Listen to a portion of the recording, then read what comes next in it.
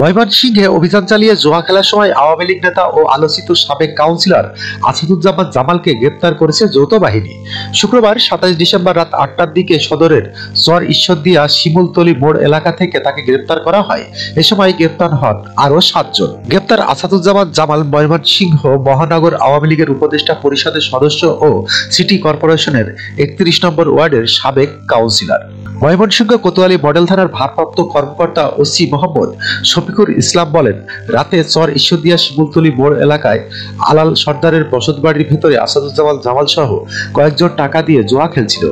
গোপন সংবাদের ভিত্তিতে এ তথ্য জানতে পেরে পুলিশ ও যৌথ বাহিনী অভিযান চালিয়ে তাকে সহ আরো ৭ জনকে গ্রেপ্তার করে। শনিবার জামালকে বিস্ফোরক মামলায় ও বাকিদের অন্য মামলায় গ্রেপ্তার দেখিয়ে আদালতে পাঠানো হয়েছে।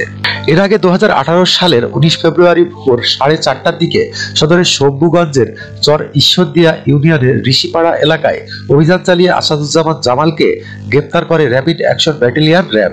পরে জামালের বৈঠকখানায় তল্লাশি করে বিদেশি পিস্তল, গুলি ও ম্যাগজিন উদ্ধার করা হয়। তখন জামাল স্বেচ্ছাসেবক লীগের সক্রিয় কর্মী ছিলেন। যখনকার খবর তখনই দেখতে চোখ রাখুন সুন 24 টিভিতে।